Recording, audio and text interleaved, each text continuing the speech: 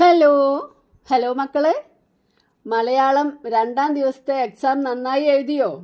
ഉത്ഗ്രഥനം 2ാം ദിവസം എന്തൊക്കെ പ്രവർത്തനങ്ങളാണ് ഉണ്ടായിരുന്നത്? നമുക്ക് ക്വസ്റ്റ്യൻ പേപ്പർ ഒന്ന് നോക്കാം അല്ലേ? അതിനു മുമ്പായിട്ട് നമ്മൾ ഈ ചാനൽ നിങ്ങൾ ആദ്യമായിട്ടാണ് കാണുന്നതെങ്കിൽ ഒന്ന് സബ്സ്ക്രൈബ് ചെയ്യൂ. അതേപോലെ തന്നെ നിങ്ങൾ ഈ വീഡിയോക്ക് ലൈക്ക് നൽകാൻ മറക്കല്ലേ കേട്ടോ. ഇത് നമ്മുടെ ഫ്രണ്ട്സിനൊക്കെ ഷെയർ ചെയ്ത് കൊടുക്കുകയും വേണം. ഉത്തരങ്ങളൊക്കെ ശരിയാണോ നോക്കാലോ. ഓക്കെ, ഒന്നാമത്തെ പ്രവർത്തനം, അതായത് ഇവിടെ പ്രവർത്തനം 6 പദപ്രശ്നമാണ്. കടങ്കഥകളാണ് പദപ്രശ്നത്തിൽ പൂരിപ്പിക്കേണ്ടത്. കടങ്കഥയ്ക്ക് ഉത്തരം കണ്ടെത്തി കളങ്ങളിൽ എഴുതുക. അപ്പോൾ വലത്തോട്ടുള്ളത് നോക്കാം. ഒന്നാമതായിട്ട് വലത്തോട്ടുള്ള നമ്പർ 1, പിടിച്ചാൽ ഒരു പിടി, അരിഞ്ഞാൽ ഒരു മുറം. അതിൻ്റെ ഉത്തരം എല്ലാവർക്കും അറിയാം, ചീര. അപ്പോൾ നമ്മൾ ഒന്നാമത്തെ കളിയിൽ ചീ, രണ്ടാമത്തെ കളിയിൽ രാ എന്ന് ഇതുപോലെ എഴുതുക. അടുത്തതായിട്ട് തുള്ളികളായി വരുന്നു ഞാൻ, ചറപറ ചറപറ പെയ്യും ഞാൻ ആരെന്ന് പറയാമോ? അതും നിങ്ങൾക്കറിയാം അല്ലേ? അപ്പോൾ അതിൻ്റെ അടുത്തായിട്ട് 2 എന്നുള്ള കളിയിൽ മാ ഴ. അടുത്തത് ഇനി താഴോട്ടാണ്. 2 എന്നുള്ളതിൻ്റെ താഴോട്ട് മണ്ണിനടിയിൽ പൊന്നമ്മ. അതാരാ? മഞ്ഞൾ. അപ്പം മാ എന്ന അവിടെ ഉണ്ട്. അപ്പം അടിയത്തെ കള്ളിയിൽ ഞ, അതിൻ്റെ അടിയത്തെ കള്ളിയിൽ എൾ.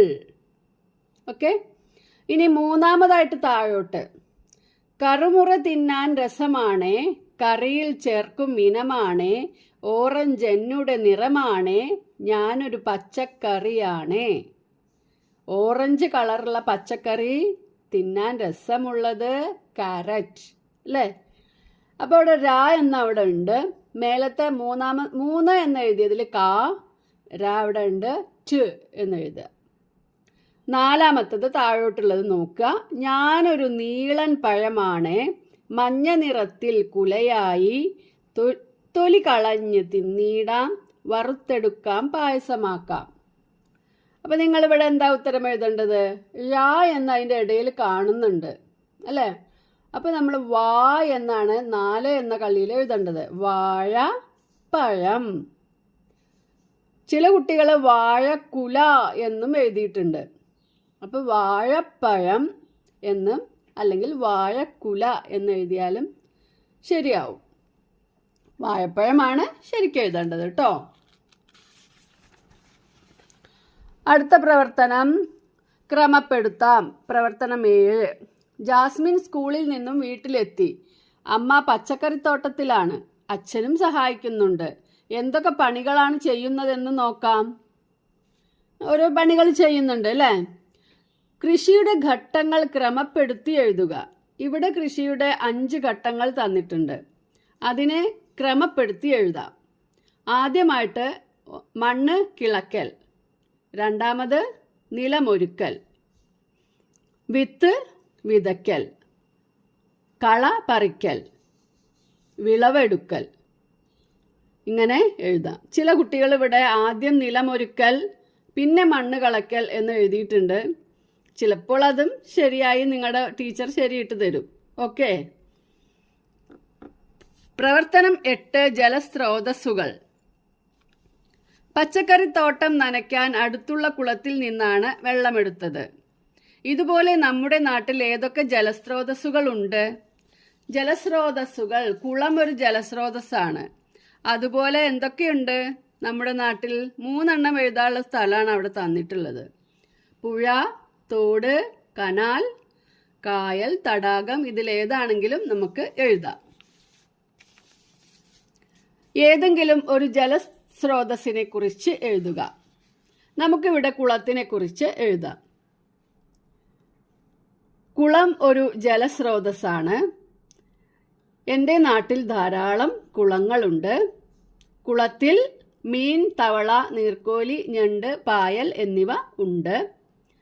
കുളിക്കാനും അലക്കാനും കൃഷിക്കും കുളത്തിലെ വെള്ളം ഉപയോഗിക്കുന്നു. കുളത്തിൽ നീന്തി കളിക്കാൻ എനിക്ക് നല്ല ഇഷ്ടമാണ്. കുളം മഴക്കാലത്ത് നിറഞ്ഞൊഴുകും.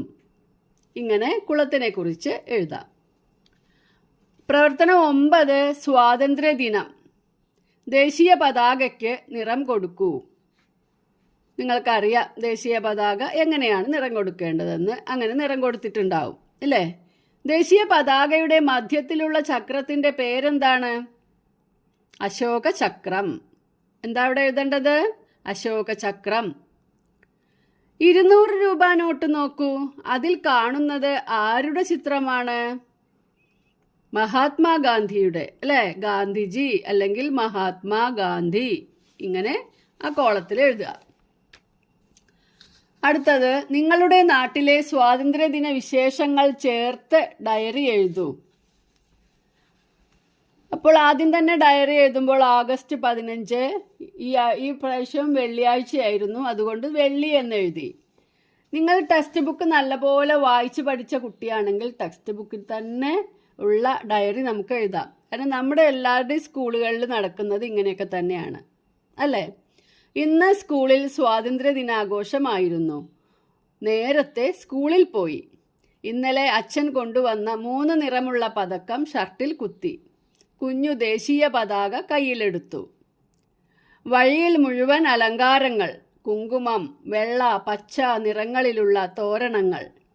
സ്കൂളും 3 നിറങ്ങളാൽ മനോഹരമായി അലങ്കരിച്ചിരുന്നു. എല്ലാവരും സ്കൂൾ മുറ്റത്ത് ഒത്തുചേർന്നു. ഹെഡ് മാസ്റ്റർ ദേശീയ പതാക ഉയർത്തി. സ്വാതന്ത്ര്യദിന സന്ദേശം നൽകി. സ്കൂളിലും പായസമുണ്ടായിരുന്നു. അടപ്രഥമൻ. ഞങ്ങൾ പായസം കുടിച്ചു. നല്ല സ്വാദ്. എനിക്കിഷ്ടമായി. ഉച്ചയ്ക്ക് വീട്ടിലെത്തി. കൂട്ടുകാരോടൊപ്പം കളിച്ചു. ഇങ്ങനെ നമുക്ക് സ്വാതന്ത്ര്യദിനത്തിൻ്റെ ദിവസത്തെ ഡയറി ടെക്സ്റ്റ് ബുക്ക് വായിച്ച് പഠിച്ചവർക്ക് ഒരു പ്രയാസവും കൂടാതെ എഴുതാൻ സാധിക്കും. നമ്മുടെ സ്കൂളിലും അതന്നെ നടന്നത്, അതുകൊണ്ട് നമുക്ക് നല്ല ഓർമ്മയും ഉണ്ടാവും അല്ലേ? ഇനി കൂടുതൽ നിങ്ങളുടെ സ്കൂളിൽ എന്തെങ്കിലും നടന്നിട്ടുണ്ടെങ്കിൽ എഴുതി ചേർക്കുകയും ചെയ്യാം. ഓക്കെ, അപ്പോൾ എല്ലാവർക്കും ക്വസ്റ്റ്യൻ പേപ്പർ മനസ്സിലായി എന്ന് വിചാരിക്കുന്നു. ഇന്നത്തെ മാത്സ് എക്സാമോട് കൂടി നിങ്ങളുടെ പരീക്ഷ കഴിയുകയാണ് അല്ലേ? അപ്പോൾ നമുക്ക് മാത്സ് എക്സാം പേപ്പറുമായി വീണ്ടും കാണാം. ബൈ.